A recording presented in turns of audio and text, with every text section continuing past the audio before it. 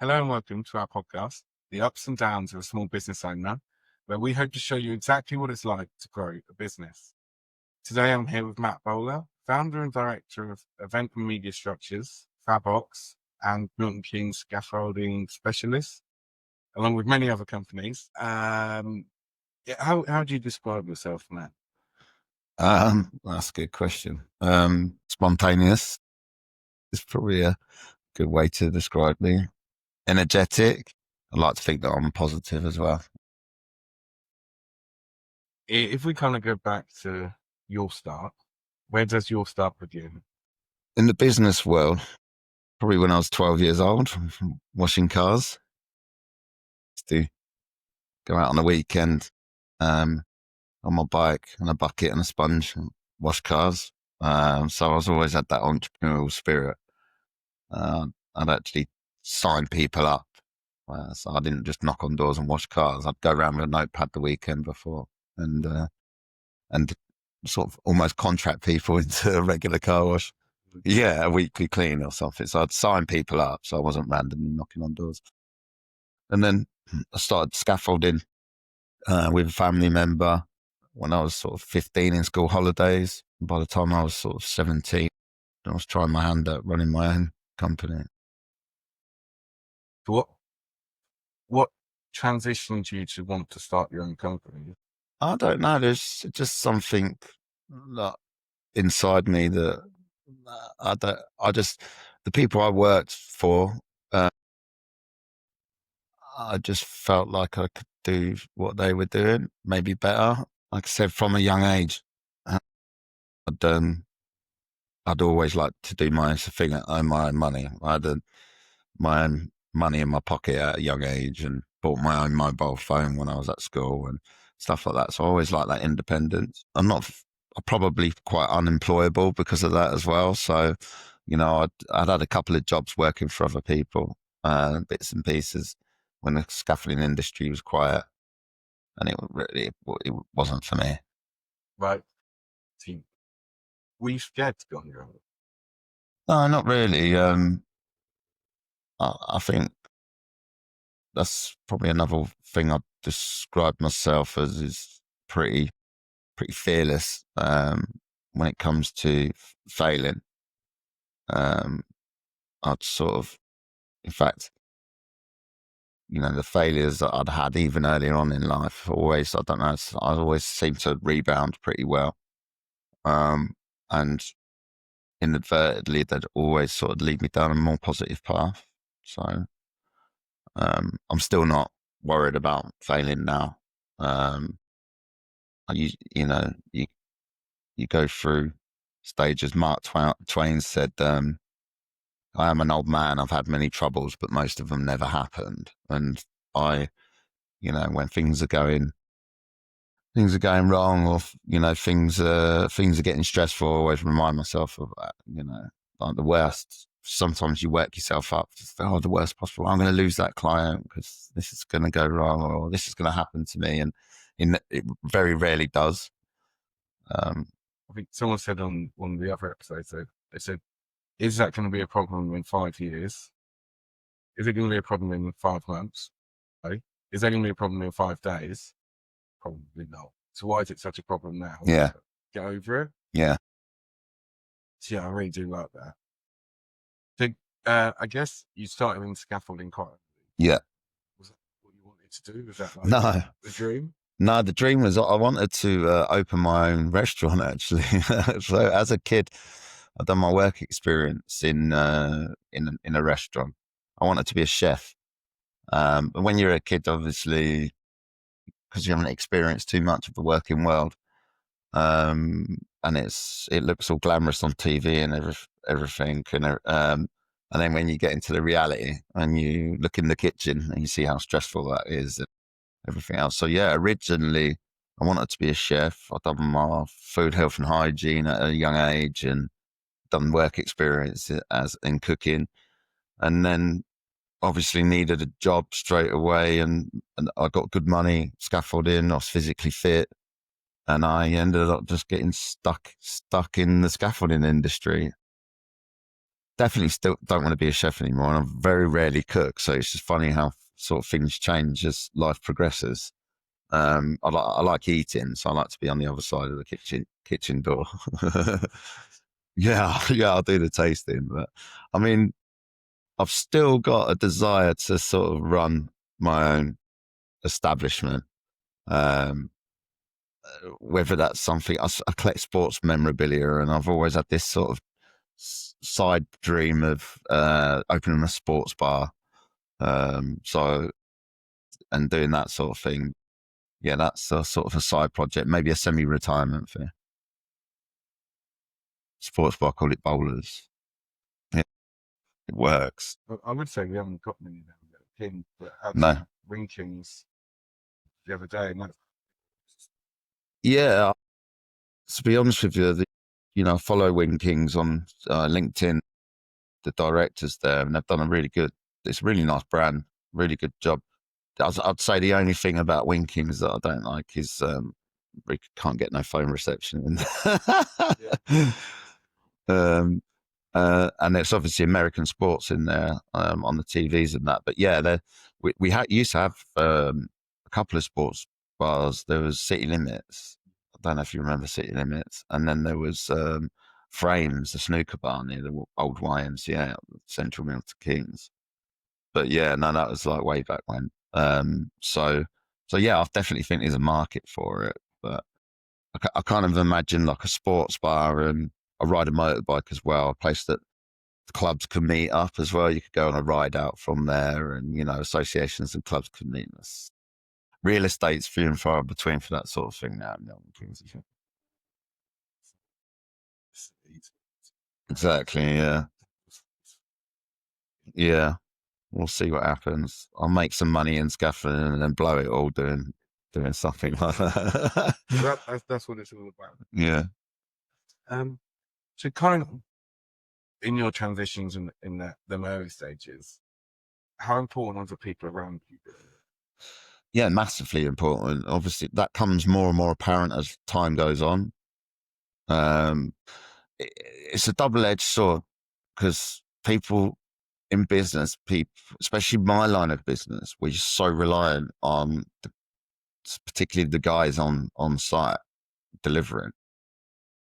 They could be your best asset or your worst nightmare as well. So, they're very vitally important, the right kind of person. But obviously we're a people facing business. Obviously later on we come into the event industry. When I say later on, we've been doing sort of 20 years now, but we've primarily started in construction. It's a different type of client. But now, we're in Buckingham Palace, back gardens and golf courses with members walking around, and we've got a lot of public interaction. Like having the right kind of scaffolder is really key. Later on, you realize about letting go. I've up until quite recently, up until the last few years, sort of retained a lot of the responsibilities in the company. And when I've took someone on to do a certain role, I've still been chipping in to 40%, 50% of that role. Over the last few years, I've learned to let go, let people make some mistakes, because that's the way I learn. I've made every mistake under the sun, and I've had to learn to let people make them mistakes, and they've really grown through it and have become much better at on all the jobs that I thought I was the best at. It's key. It's getting easier. I've had to learn to look at the bigger picture, like you were saying earlier, like the long term, the bigger picture, because you could jump on someone for making a single mistake, but that person might have been, taking their work home with them, panicking, having sleepless nights. And then you've jumped on them about really a trivial mistake, which, I've done before in the past, I've been quite quick to react because it's your baby. You get an email from a customer who's not happy because someone hasn't got back to them, or, which, like you said, it probably matters that day, but in 10 years time, 5 years time, really, days' time, is it really going to be matter? And pretty much anything can be sort of fixed.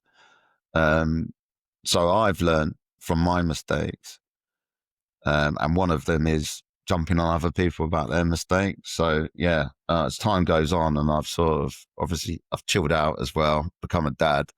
You sort of realize you start to look at the big picture really, and sort of forgive and help people move on. And actually, my biggest asset is the amount of mistakes I've made and moved on from. My company's just got better and better every time. So just on that then, what would you say has been your biggest mistake? Not sticking to what I know. I'm quite, like I said, I'm spontaneous. All right. So I have to rein myself in if I get an idea. I've made a few mistakes. I've opened a fancy dress shop before, completely off tracks from what I'm used to. I've put on a big event because I thought I was doing so well in the event structures industry. I felt like everything I touched turned to gold, so I thought I can't fail. And I put on an event, and it broke my company. That was a Winterland event. I felt because we build Hyde Park, Winter Wonderland, Birmingham. We've done all the biggest winter structures for Winterlands up and down the country. I thought, well, I could do it myself. Certain stuff's outside your control, like the weather, and I know a lot of these events have, suffer because of that, but they're backed by big organisations with deep pockets, a lot of them, so they can sort of weather the storm. Yeah, so venturing into areas that I should really have done some more research in, and like I said, maybe try and stick to what I know, and doing a bit more research around any new ventures. So if we flip that on its head then, what would you say has been the biggest success? Them failures. We took on a lot of work at the Olympic Games, because it was the Olympic Games, and I was what are we now? I'm 43 years old. This was 2012, so that's 13 years. I was 30 years old, 29, 30 years old, fairly young, and it was the Olympic Games. So I'm like, wow, this is big time. We've won the contract for the Olympic Games. And so I was really pleasing everybody, saying yes to everything. And I was putting the customer first, which you should, but not. You've got to also put your own company first, because without your own company, you can't serve the customer. I didn't, go through the contractual process properly. Everything was informal, believe it or not, being the Olympics. It started off as a £75,000 job. It ended up going excess of £1 million. Hardly got any of that money back because nothing was signed off properly. But that was a big mistake. But that was actually my biggest learning curve as well. So we tightened our processes up a lot. And I think going into the event industry itself, we still do the construction side of things, but in the recession 2007, I was speaking to an old builder and just listening to my peers, and I'd never experienced a recession in my working life before, and it was like, oh yeah, recession, there's not going to be any work, construction's going to die and everything. We'd done a couple of event jobs, so we diversified. Back then, it was quite easy to get onto number one on Google. We could do it in days. My brother builds websites, so I was like, right, let's shout about these few little events that we've done. We've done some local stages and stuff, like a lot of small scaffold companies do. They'll do little local events and stuff. So we shouted about them, and within a few weeks, we managed to get to number one for event scaffolding on Google. So a bit of it was luck, but that changed our destiny. We ended up being searched by a company that we still work with today, and we go all around the world with this company. We do the PGA Tour, Live Golf, Royal Weddings, Commonwealth Games, and it sort of led us down the path of the event industry. So I'd say that was a mixture of luck and obviously maybe a bit of sort of flexibility and, just forward thinking about, okay, right, how can we diversify? And we ended up going down the events road. So you used to wear their luck. Do you believe in luck? Yeah, I think, yeah, but I think you do make your own luck because you've got to put yourself in the place. Yeah. So if you sort of, if you don't leave yourself open to opportunity, luck's not ever going to come your way. Sometimes you are in the right place at the right time, but if you're not in that place in the first time, there's never going to be a right time. I do believe in luck, but I also think you have to be open to attract your own luck in that sense. Pre that decision to go into events, one of the little local events that we'd done was for an artist called Graham Hudson in Milton Keynes Gallery, and we were a sort of a small company in Milton Keynes. This is just pre the recession. He reached out to a lot of scaffold companies, and I was young. I was in my mid-20s at that stage. Again, quite spontaneous, quite very open to new things and challenges and stuff. And he called us. He said, "Look, I've called every scaffold company in Milton Keynes, and they all think I'm crazy. They've all put the phone down on me, basically. I've only got £1,500 to build this in the gallery." And it was, nowadays, if it was, it was a £30,000-40,000 job, but got £1,500. I want to do this art installation out of scaffolding. And then I was just like, yeah, okay. And so we could afford to do it. I put my own tools on and went and put the job up with the help of a couple of lads on the firm. That guy, then his next job had big budget. We went to Switzerland to Art Basel. We built another structure for Art Basel. We got a proper budget. We then went to Burberry in London in their flagship store. We built a big sculpture in Burberry. And we're still working with him now. We've worked for Fendi, Burberry, Milan. We've gone all around the world with him. His portfolio was part of the portfolio that I put on our website when we said we do events. So that's led us into now running a multi-million pound event structures company. Yeah, a little bit of luck, but you need to be open. You've got to be able to afford to do it, and you've got to be able to do it. But if you can help people, it will come back. Yeah. Yeah, I believe that too. Yeah. I see it so much. Like, you spend a little bit of time with someone and they really appreciate it. It goes a long way. And then eventually, you've been all over the world. Did you get to go out with him, or is it a scene to go? No, I get on really well with Graham. I've got some of his artworks off in my house, actually. We're sort of his go-to guys now. But I still, I'd still be there. We done one recent for Comme des Garçons in London, and I was there overseeing it because with Graham, it was he's very creative, obviously being an artist. But we'd had that relationship from day one, and I kind of enjoy the creative process. So I'm usually on the scene on most of his projects, and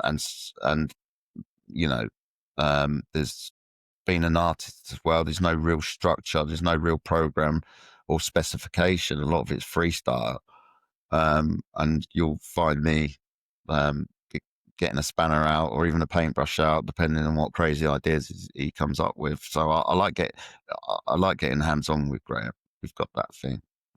I'm an extension. I'm like his paintbrush. He's like the brains, and I'm an extension to his creativity. I'd say we work with a few creatives and stuff. They can be quite difficult because they know what they want, and it's getting that visualized, or getting you to understand what it is that they're trying to tell you and stuff like that, which I find quite interesting. It is, and this is because this is why I'm also on Graham's projects, because it can be quite frustrating if you don't know Graham or you don't know an artist, you don't know how they work, especially if you're a scaffolder who's used to picking up a design, having the kit for that design. Graham's usually starts with a concept, a mood board. None of the concepts look like one another, so you don't really. So in an industry where everything's almost pre-engineered and pre-planned and quite rigid, to do that, you need to be a certain character. So this is another reason why I like to sort of help Graham manage the project, almost be his creative filter to the gang, and remind them trust the process, because you think, where the hell are we going with this? It looks a mess, and then at the end of it, you look back and you're like, oh wow, you know. So yeah, so it can be frustrating, but it suits me as a character. I wasn't born to be rigid scaffolder, put in things I don't think but I've kind of compromised. So I'm still scaffolding, but luckily I still get to be creative as well. Do you still go to them events? Yeah, some of the events I don't want to be anywhere near the place by the end of the project. But yeah, I was up at the Live Golf JCB recently after a few months building that. But sometimes, because it's quite a relentless summer back-to-back events, I don't really get the time. I've been to the Silverstone Grand Prix and enjoyed the races from our hospitality structure that we built. But yeah, not as much as you'd think, because we're on to the next one immediately after. So Working in events, I'm guessing it's mostly sort of weekends, evenings, late nights, and stuff like that. Like, how do you kind of juggle that with? a lot better now. I ditched my second mobile phone a few years ago. I used to have a phone in each ear, literally. I said, I've got a personal phone and a work phone to stop it, but it didn't end. My personal number ended up seeping through to my clients because they couldn't get me on the other one. So I ended up double trouble, basically. Much more now. Much more now. Obviously, I've had a child, and as he's getting sort of older and doing more like, rugby, and the pandemic really helped because obviously everyone had a lovely summer holiday. It was normal for people to be working from home and doing teams and have kids running around in the background. Whereas before it was probably a bit unprofessional, perceived to be unprofessional, hearing screaming kids in the background, or going, oh, I've got to go now, I've got to pick my kid up from school. I don't know. You were always conscious of it. But now all my clients, no matter how big they are, they know. They're like, oh, it's Monday afternoon and you're picking Fred up. Everyone knows him by his name. And I'm not afraid to say, sorry, I can't do that Teams call. I'm on the school run.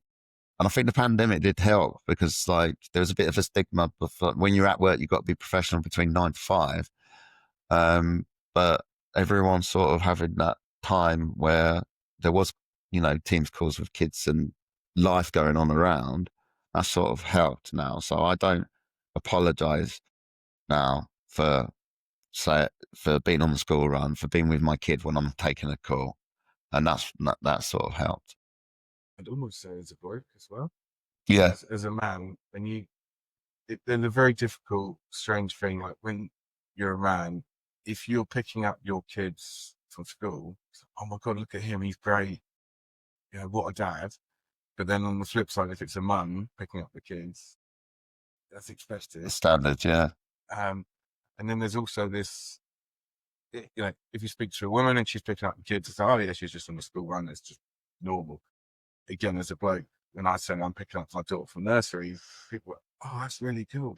Like it's something. Like it's incredible. Yeah. It's no different. It's just that's how it's perceived. Yeah. So yeah. Okay. If you mentioned things like a lot of things you've tried, Wonderlands and stuff like that. How quickly did you realize it wasn't working? Not quick enough.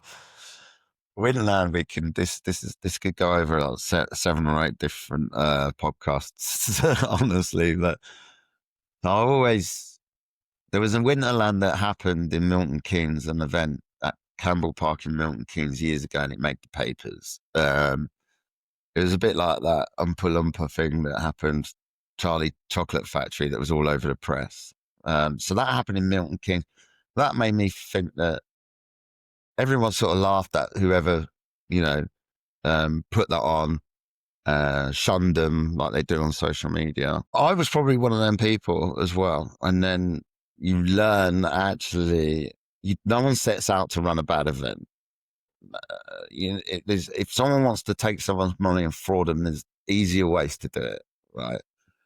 So even this Charlie and the Chocolate Factory, when I read that after doing my own event in Winterland and ultimately failing, well, I would say I failed.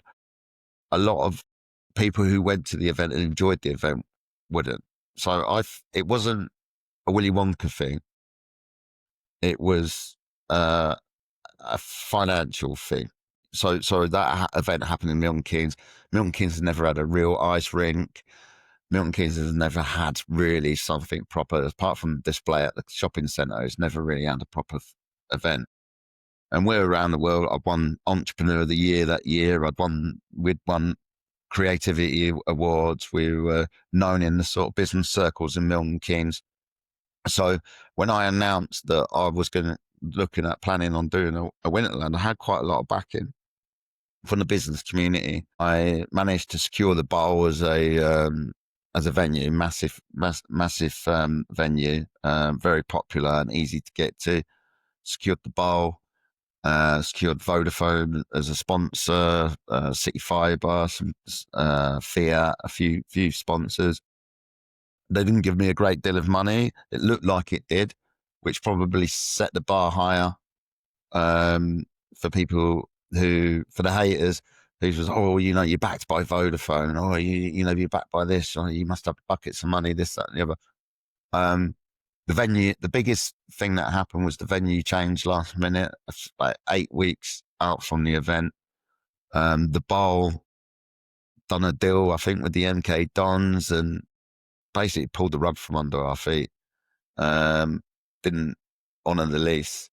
I'd sat through safety advisory groups with the councils, had all the green light, had an alcohol licence, everything I needed, everything was in place. All the vendors knew it was going to be at MK Bowl, the fairground, the vendors. So when they pulled the rug, I had to call up all the vendors and say, we're looking for a new venue. Half of them dropped out because it was 8 weeks out from the event. And I managed to retain some and then get some new ones on and secure Toaster Racecourse. Now, it's a lovely venue, but you can't get to it like you can the Bowl. It's out. It's not Milton Keynes now. We're in Northamptonshire Council. So I've had to start all again with the safety advisory groups in Northampton. 8 weeks now from the event. Start from scratch with the safety advisory group in Northampton. Working for a new landlord. Doing mapping the event out. Convincing people that it was still going to go ahead, and I had to set up a park and ride from Milton Keynes for the bus. It's just money, just throwing money at it. At that point, I probably should have said, venue's been pulled. Let's do it another year. Let's go again a different year. Like I said, I've got no regrets whatsoever, and I wouldn't change it, because if I did pull the plug, life would have took a different course. And I'd already it was like a fruit machine. I'd been just putting the money in. It was in the papers. People were expecting it. I'd sold tickets, Santa's Grotto, ice skating. I'd got some big names on. So I carried on and we went to Toaster Racecourse. It was in the middle of nowhere. The opening night was phenomenal. It was sellout. E17 were headlining.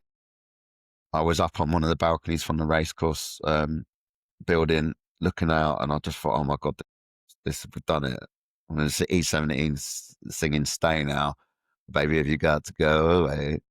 And the laser show. And it was really, really good the first night. And the next day, everyone was high-fiving me. Oh my God, all the vendors. But I'd done a 42-day event. So I was trying to compete and run it as long as Hyde Park. So we're in November. Start. There's a long way to go. Next day, all the vendors, sign me up for next year. Blah, blah, blah. Half of them hadn't paid my bill yet. So I'm like, they're like, I'll pay you later on, I'll pay you and pay you. So I had like a shortfall in what budget we had to carry on with the event. The following day after that, no one turned up because it was no one could get there. Everyone had come to the opening night, so no one had to see it again. It was the weather was horrific, everything was blowing all over the place, and the mood changed pretty quickly. Them vendors never paid me, so I was battling. You know, they were complaining, saying, "Oh, no one's here. I can't pay you. You know, I've got no revenue to pay you." At the same time, I was running out of money to put on entertainment to attract people there, to market it properly, and this, that, and the other. So it was, and it went like that for 42 days thereafter. The people who did come to the event, the ones that didn't have an agenda, loved it. We threw everything at it. Real Ice Rink, Santa's Grotto, an organisation that run grottos all up and down the country, great grottos. The fairground, everything you'd expect. But throughout the event, because of disgruntled vendors, because of the weather and where it was, the destination, all these sort of things that sort of was out of my control, they started sort of shutting the shutters. So the event started getting sparse throughout the time. By the time we got to Christmas, I was just hanging on. You know, getting a lot of hate from the vendors, getting public backlash. But I bid to stay open till the very last day because people wanted their money, like the vendors wanted their money back. They wanted to rescind. They thought if I shut down the event early, you know, everyone would get paid. But I just wanted to honour everyone's tickets who had bought a ticket to see Santa or this. So I wanted to honour it, and we managed to last till the last day, shut it down, and then what come after was press. I was in the headlines. Is it a shameless sham or a wonderful festival? And the JVS show was trying to phone my office because some of the vendors had gone on. Is it JVS where he the consumer program, a bit like Watchdog on the radio? People were sort of going on his shows saying that you know, I'd done this and things. So it's a horrific time. And straight after, the sort of after that Christmas, sort of dismantled it, and then COVID hit, and it was almost like just a bit of a rest. Mentally, how do you cope with the press coming after you, like these shows coming after you? Like, what frustratingly would have been a great success if it was one night turned into almost a nightmare. And how does that affect you? Like, you know, you're at home just trying to carry on, trying to work things out. You spent a fortune. Yeah, it was a tricky time. I was going through a divorce at the time. Before Wonderland, I was in the papers for positive reasons. You know, won awards. You know, there was a lot of hype around the event. Behind the scenes, I was going broke. I had no money to pay for my solicitors for a divorce, barely pay the bills. Obviously, I'm not going to tell anyone this. I wouldn't even open out to people who work with me and work for me. I didn't want to. Everyone looked at me and thought, you know, he'll deliver all the time. So I couldn't.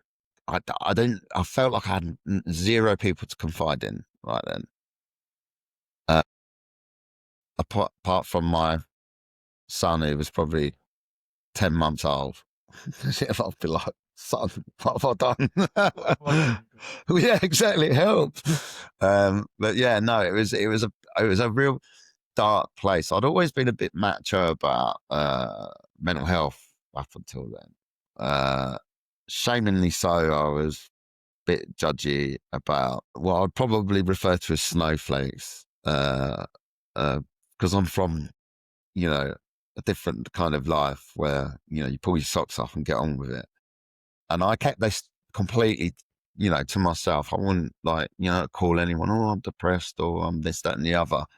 But my brain throughout that whole thing, I mean, I didn't wash. I went home, slept in my high-vis jacket woke up, I was drinking a lot. I was going to court through my divorce. Couldn't afford my solicitor, so I had no representation, getting beaten up by the judge. They're telling me, you've won Entrepreneurial of the Year, you know, you've got this, you must have millions, hiding millions. I am. I'm going bankrupt. I'm going bankrupt. No one believed me, which is my own doing, because I always put on this front, right? Business is good, everything's good, don't worry about it. And I'd say it was the darkest time of my life, because it was prolonged as well. It was like death with 1,000 needles kind of thing. It was every day, people in my face, and I just wanted to do the right thing. I was made the ambassador of the YMCA that year, and they were there. They were my charity, and I was just trying to do a positive thing. It wasn't about money for me. It was about doing an event, making Milton. I love Milton Keynes, and it was about making Milton Keynes, putting an event on in Milton Keynes that was going to draw in the crowds from every Milton Keynes and beyond. Do it for the community, make the city proud, and so my intentions was just misread, and it was just I'd never had that much. It was all over social media. People getting personal about me, saying, making stuff up about me on social media. I haven't had personal social media since, apart from business stuff on LinkedIn. People, spreading stuff about me, trying to sabotage the event. So it was dark. I'd go home and drink a bottle of whiskey, and then roll around on the floor going, well, what have you done? To myself, but I wouldn't do that in front of anyone else. It is bloody hard, but it was the baptism of fire. And I've come out of that a completely different man. Like I said, the pandemic was sort of a bit of respite, because the world was concentrating on other things, stopped concentrating on me. I felt like the world was concentrating on me, but it was obviously not. Everyone was sort of trying to, everyone thought the world was going to end, didn't they? At one stage, it was like, you didn't know. It's like this killer thing, the whole world. It was, wasn't it? And it's like, so luckily it was a distraction for everyone. So that was what that sort of all come about that March. So we took the job down. I was taking pressure. Obviously now I've got suppliers to pay. I'm trying to do deals with people, then got my divorce going on in the background. And I knew that we would trade through it. And, I had enough repeat business, like I still do now, that we could pay off all our suppliers, albeit late and everything, but we would be good. And then the pandemic hit, and then all events got cancelled. So that revenue obviously stopped coming in. And then before long, hope of actually being able to recover financially was sort of gone. And thereafter, ended up going bankrupt, divorced, started from scratch. And it was like I said, it was like the baptism of fire. The bounce back, the bounce back was sweeter than anything. Me as a person now, all these things where I said I've learned over the last few years, it's all off the back of that, really. For me to learn a lesson, it takes a few kick-ins. Yeah, a few. I don't always learn on my first mistake. So I had to make a real big one. And that was a real big one. Like literally the biggest fall from grace. But I kept my head below the parapet. I was humbled and got through my bankruptcy, come out the other end, managed to retain all my connections, and managed to, with some assistance now, again, people are really vital to me, and I've realized how vital now. With some assistance, managed to build the company back to, bigger and better than whatever it ever was before. And we've learned from it all. So Yeah. what's the best thing that you've learned? let's say you now are telling you, telling them 20 years ago, what's that one thing you'd say? Nothing's ever going to be as bad as Winterland. No, I always go, like, if something goes bad now, I do remember Winterland. I think if I got through that, like, so yeah, you're resilient. You can get through anything. And I kind of knew it before subconsciously, but I just thought your biggest mistakes can be your biggest triumphs eventually. And my falls from grace has been like a fall to grace, you know. So, but also family as well. Uh, Having that when you sat on your deathbed, the people around you is not going to be your customers, are they? Not going to be your suppliers. They're going to be your son, your wife, you know, your family, and that's really all that's ever going to matter, really, at the end. So, a big key thing is to so business and work isn't the be all and end all. That shouldn't be like the ultimate goal. I don't think. I think it's more than that.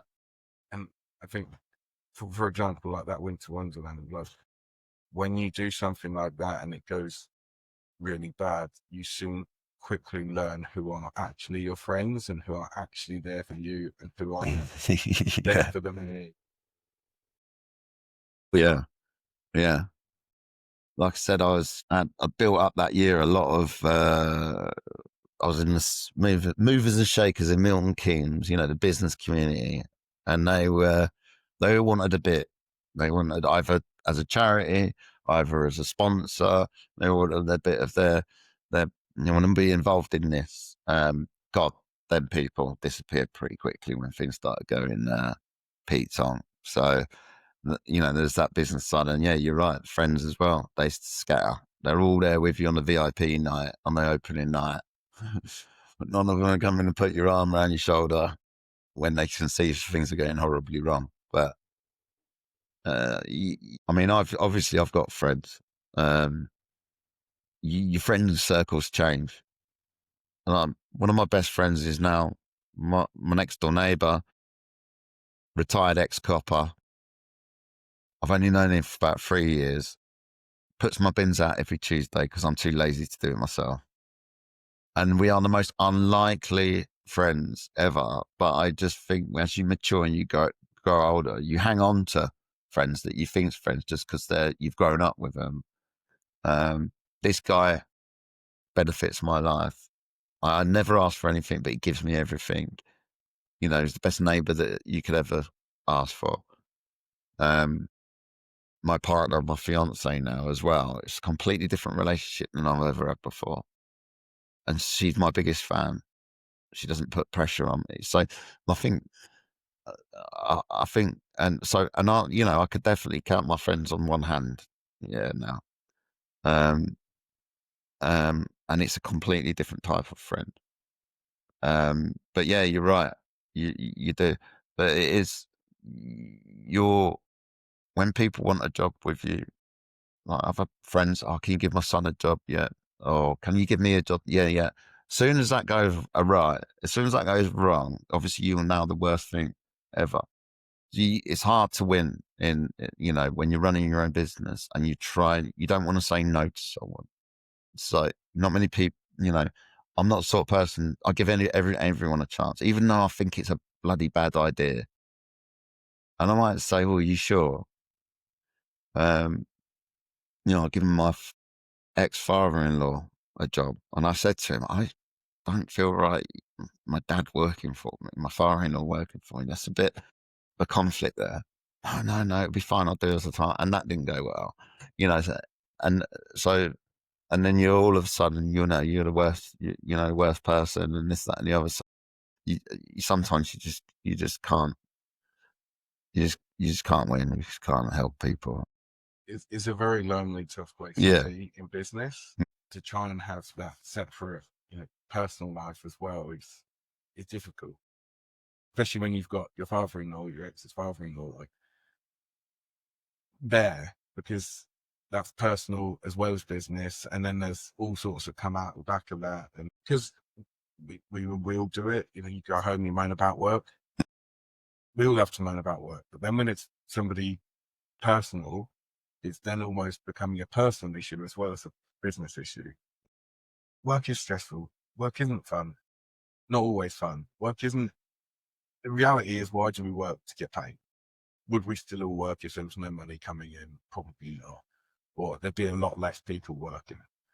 So yeah, it's quite interesting. Talking about money then, unfortunately, how important has it been knowing your numbers throughout your journey? Yeah, no. So we had a board meeting yesterday, and I was talking about this, how having a grasp on numbers over the last few years and driving all my business decisions has been one of the key turning points for us. I've sometimes got, like, financial directors in, FDs in on a sort of consultancy basis, and left it to them and my bookkeepers and plead ignorance, like, because I need to separate, if I'm dealing with sales or dealing with operations. I felt like the finances is a burden that I could just do without. So I wrongly shied away from it. Asked him, are we profitable? Yeah, we're profitable. Can we afford, have we got this? And as long as he gave me them answers, I didn't want to know anything else. And it was wrong, because no one knows my business like I know my business. So I didn't have enough. Him just answering them a few questions wasn't enough detail for me to make decisions that I know I should be making. And then a few years ago, I created a cash flow forecast model for a year, 12 months. So it's always 12 months ahead. So we know where we're going to be in 12 months. When I got a financial director in, and these consultants is, supposed to be, the bee's knees, and, 10 times better than me at understanding finances. But they didn't understand my business. So it was easy for them to look at things in black and white, but they didn't know how about this customer that takes me 6 months to pay, but I've worked with them for 20 years. And they're backed by big Saudi oil companies and this, that, and the other. So he's expecting this money in the day we invoice it. And I know that's not going to happen. And just lots of little things like this. And we done a forecast, and I said, how could we need some money for an investment? Want to invest in something. And he went, yeah, no worries. Yeah, you can afford that. And I said, really? Let's just extend the forecast. And we're in September now, so it's like this time of year. And he was looking at a 3-month forecast till the end of December. I said, let's extend that to March. Extended it to March when we were deep in the red. And I was like, I just basically phoned the company, said, look, I'm going to take over finances myself. I extended a 12-month forecast, done what I needed to do to get back in the black, and learned that, on a daily basis, I check that forecast, check our budgets, and I make all my decisions financially, not just financially, operationally, and everything evolves around that cash flow forecast now. And you cannot plead ignorance to it. You've really got to understand the financial side of it. And it doesn't have to be boring either. It can be fun. We have a little challenge about extending that black. So it's not, we're going to be red in things. So we go, right, okay, so we get the team together, right, what we can do to increase margins, and it's increase revenue. And so we just push that red down the line, as far as possible. So it's almost like a challenge for us. And it helps me be able to tell people, this is what we need to target for this. How do you know if you haven't got a grasp on the numbers? How do you tell your team, we need to make 30-40% profit on this job? Oh, this is how much we need to cut costs by, or we've got this money to spend on the other side of it. And don't know how I was doing it before. Well, I wasn't doing it. Just relying on everyone else. And I think all business owners should really have that level of grasp. They don't need to be, financial gurus like yourself, but just to have that understanding of, at what you're looking at and, what you need to target for. Because we organically grew every year. And I didn't realize until this point, until I'd actually got rid of an FD that's supposed to tell me what I thought he was going to tell me. This is where you need to be. I was like, oh, okay. That's what my overheads are. I need to make £1 million profit just to break even. Okay. Now I know what I've got to do. I've got to get some more work in. I've got to increase the revenue to this much based on these average gross profits we're making just to get this much.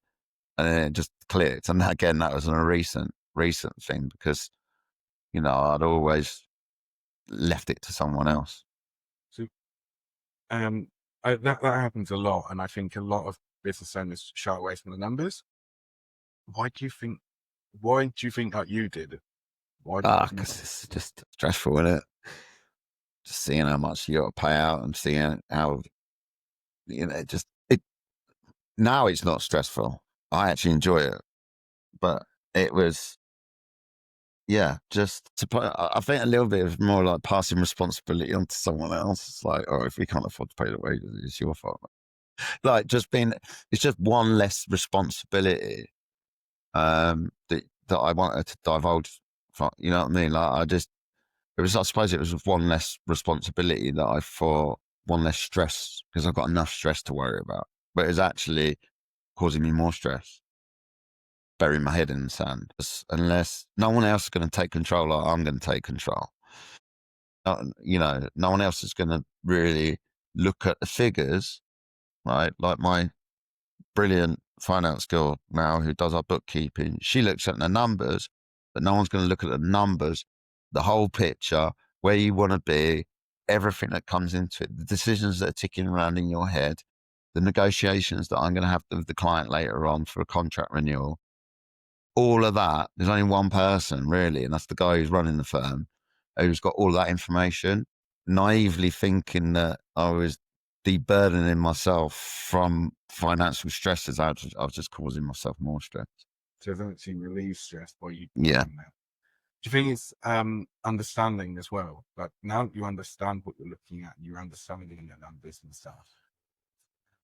Yeah, of course. There's fundamentals in business. There's obviously cash is king. Again, my FD's telling me we're in profit. Yeah, okay, we're in profit, but does that mean you got cash in the bank? No.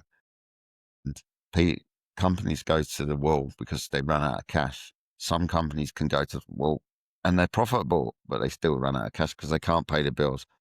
So just having someone answering 2 or 3 questions to you, yeah, you're making profit and this, that, and the other isn't good enough. You've really got to understand cash flow. For me is the biggest thing. Working capital.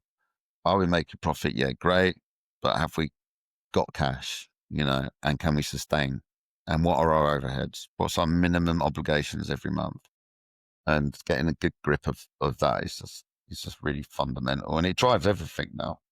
I think that's probably the biggest thing is the amount of people that say that are profitable. Yes. Well, why have I got no cash? Because I don't know, you're owed £500,000 by that customer who hasn't paid you for 6 months. Or you spend it on asset. Yeah. Or you've paid your suppliers up front or whatever it is. Like, and that's it. It's understanding the difference between the cash and the profit. I think it's a key. Yeah. Okay. Who would you say has been your biggest mentor? Throughout life, I've had different mentors, I suppose. Teachers, early days. Couple of teachers I was quite fond of. Sean, my graphic design teacher. Dave, my head of hall, headmaster. And they were quite fond of me. They mentored me in terms of character, and embracing who I was as a person. And I wasn't every teacher's cup of tea, but these saw something different in me. So my mentors have changed. My neighbor Mark, who I mentioned earlier, he's a good mentor. My partner, Aaliyah,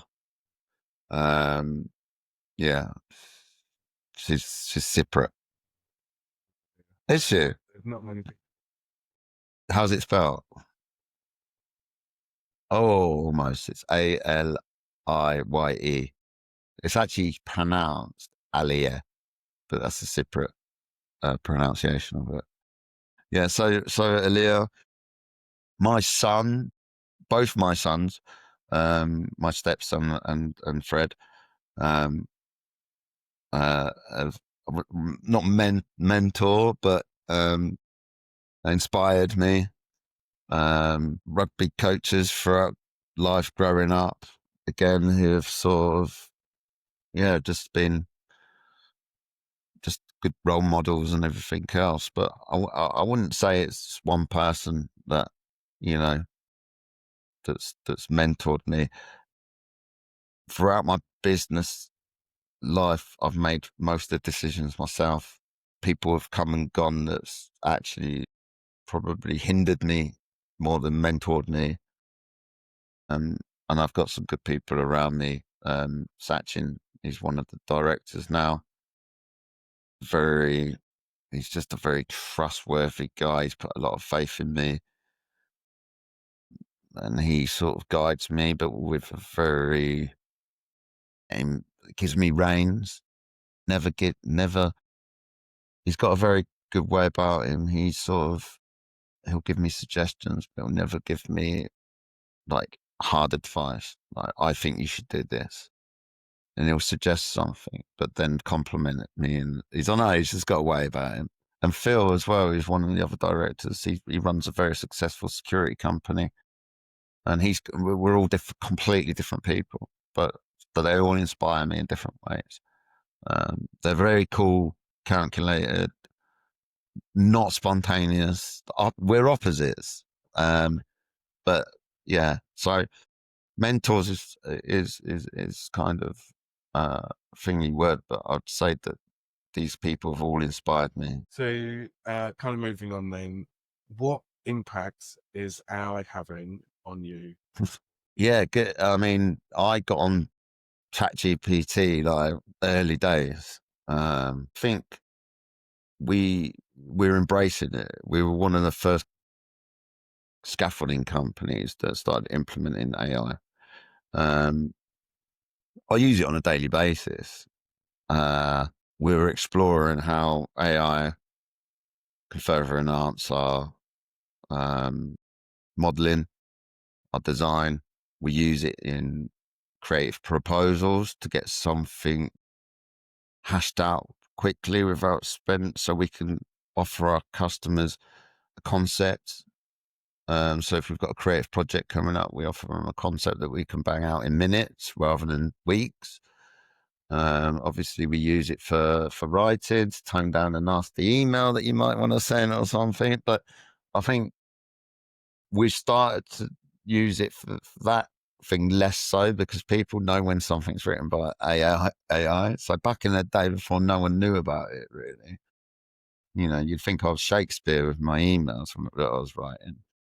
I quite like writing anyway, but I use it less now from that, because it's like, you can always tell when something's been written by ChatGPT. But my business, and especially the event side of things and the creative stuff that we do, we build like, really creative structures, brand activations and VIP areas. It's great just to get something from my brain, put a prompt in, get an image and some designs together, and then we take that and we'll into our rendering software after and rebuild it as a proper model. So obviously it's gained so much traction. I've invested in Nvidia for, so I've got an invested interest in the AI industry. But right now we're using it creativity, and it's saving us time. And I'm really keen to see what else is out there that's going to complement what we do. So if there was like one bit of AI that you would say is the best or works extremely well, what would you say you've noticed? Yeah, I mean, creating memes. It's funny. My kids probably know how to know more about AI, as in the app side of it and what they can do with an image or a photo than what I do. So I'm quite restricted to Chat GPT. So I'll create text and I'll create images and maybe videos. Whereas the kids, I mean, every single app on there has got AI integrated. So they'll be teaching me what's new in AI. But yeah, just ChatGPT is the one for us. It's even like um, uh, yesterday I fed a spreadsheet into it. Of all our net profits, just quickly worked out the average net profit throughout the year and stuff like that. Just quick stuff that might take you 20 minutes to do. You can do that in 10, 20 seconds. So it's just really bolstering, saving a lot of time. Like I said earlier, I automate before you delegate is something I've learned. If you can do something, automate something, and save human time to do human things, and that's a good thing. I've started trying to build like personas. So like that we use Gemini, but something, and I've built like a CFO. So like you're a CFO, you've all this knowledge, you do this, you do that, and then you can feed in a report and say, give me a report, give me my executive summary. Here's my numbers. What do you think I should be looking at? And it spits that out. And then you do the same, and you kind of go, right, you're a head of marketing. Give me, where should we go? What do we start with? How do we do it? Build a full plan, and then it spits that out. So like, I'm trying to build these personas to say, you're a head of marketing at this kind of company, doing this kind of work with this kind of knowledge at this kind of level, and then you leave that sat there, and that's essentially that person that you've just made. And then you can ask it questions, and that's what I find fascinating. That's deep. That's really deep. I mean, you could go right into that, can't you? You could actually give them a historic life, couldn't you? Like, you've made these mistakes, you've done this, you've worked for these companies. You could give it a character as well, couldn't you? Freak. That's crazy. So at the end of the show, or at the end of the episode, we do Diary of a CEO cards. I don't know if you've seen Diary of a CEO. Yeah. But essentially, these are all the questions that get asked on that. And we basically ask each other one each. Cool. So if you take one, do you want to go first or second? It's hard to read the handwriting. Yeah, I think I know what this says. It's the squiggly handwriting. It's a bit hard to read, but go on, you go first. So I'm asking you then, I don't know if we've already done this, but what is one thing that you would do if you weren't afraid at all? So that's a hard one because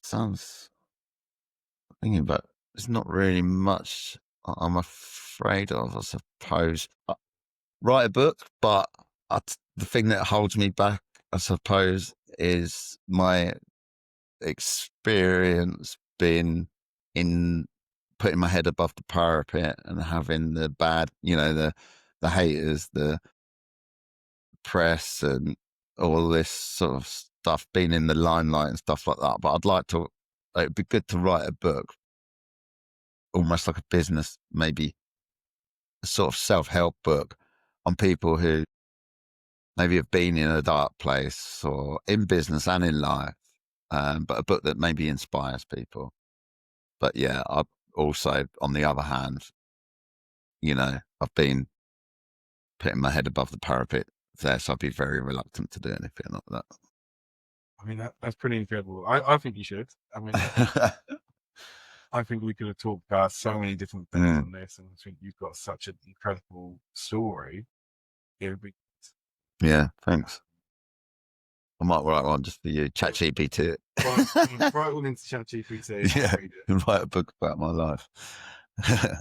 Okay, I got a good one for you. How many times have you properly been in love? So, this is a difficult one, and I hope my wife's not listening, but I've said that you don't actually truly feel love until you have a kid. And that love for a kid is a very different thing. Like, you know, you say you love people, you say you love your partner and stuff, but when that kid is there, you would do almost anything for them. Like, and so I would say, I'm going to say twice, my wife and my kid, but the reality is I would probably go with once, and that's when she was, well, her. And actually, I'm having another kid in November, so fingers crossed. Congratulations. Twice when we get to November, but that you do anything for them, like you would. There is no place that I wouldn't put myself in the way of anything to protect them. So I think, yeah, I'd go with just the once for now, twice in a month. So when this comes out, it'll be hopefully two. It's a different kind of love, though, isn't it? Yeah, and I don't think you can explain it or you can No, you understand can't. it until you've had it. Because you think before you have a kid that you are madly in love, and then you're like, and like you said, you realise what love is, and also you realise what, for me, the meaning of life is when you have a kid. Oh yeah, it's to have a kid, it's to give life, you know. And my life is that now, and that's the meaning. When I'm gone, he's going to be there, and then he's going to have kids. So that's the meaning of life for me. Biologically, Yeah, you know, the meaning of life reproducing. To reproduce and to carry on the human race. Yeah. That is literally what we are here to do. Yeah. Yes, we make money, we do all these other things, but in 100 years' time, no one's going to know, potentially not, 200 years' time, no one's going to know who Matt was. And that's it. Like, so you're here for that. You're here for your journey. You're here for your periods. Enjoy it. Do what it is. Your top 4 things that you love in life. Number 1, number 2, number 3, number 4. So I'm going to say my daughter wins. I would say, oh God, 2, 3, and 4. I really hope you're missing. Yeah. I mean, I would then go with family. So essentially, my wife, my dad, my mum, like that family. Then I'd say friends. Like it's the friends that I see, the real friends, the people who ask if you're all right when you're not, the people who know you, or know what's going on. Your neighbour that puts the bins out. Yeah, because actually he'll know, you know, Yeah. if you're struggling. Yeah. Actually, the friend that calls you once a year to ask for some money or something. Yeah. Doesn't really know or care. No. So yeah, kids, family, and wife. And then I'd go, is it sad to say the business? No, not at all. I was fully expecting that. I think the business would then be, so is that 4? Almost, it sort of gives you another meaning, doesn't it? Yeah. Business is me. And I built it to be an extension of me being a founder as well. You have that connection that nobody else can have. Like, and if somebody says something about the business, that's me. Yeah. But I would put that number 4. Good. What would you put? Oh, probably my motorbike, number 1. Yeah. But definitely my children. My missus is definitely next. She's just more than a partner, you know. She's she's my biggest fan. She really does keep me going. And I'd say 3 is my grass in my back garden. I'm so sad. I actually miss my grass when I go on holiday. It's funny you say that. I actually went down to a family party, and I said to this boy, I was like, "Grass is really good." And he said about green fun, and he uses green fun and stuff. I was like, "It looks incredible." And then he was like, "Oh, let me show you a picture of it last month." And then I pulled out a picture of my grass a week ago, and my wife's like, "I'm like, you literally hit that midlife. You're so old talking about Right. grass."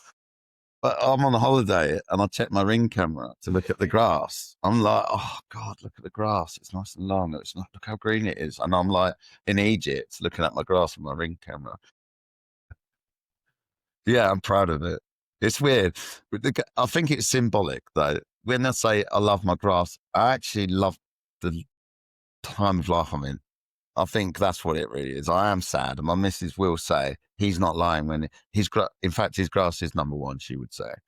But I think it's more, I'm loving the time of life I'm in where, back in the day, it was a bit hectic, chaotic and that. And actually I get pleasure out of just my grass, Grass, yeah. but definitely grass is up there. But yeah. And then it's obviously the friends, even though they're getting smaller and tighter, they are wholesome. They are friends that don't take, they give. I'm not saying give materialistically. I'm saying let's give, yeah. So kids, missus, grass, friends, and family, obviously. My mom's going to be gutted that she's like under my grass, not literally under my grass. Yeah, another issue. Yeah, that's Diary of a Psycho Killer, Mother Killer. Okay, brilliant. Is there anything that I haven't asked you that you thought of? No, I think like I said, we could talk all day about and go off on tangents. Like I said, Winterland and everything else, but I think it's been well covered, mate. Thank you for coming on. You're welcome. I've enjoyed it. It's been like a therapy session for me, so I'll pop in anytime.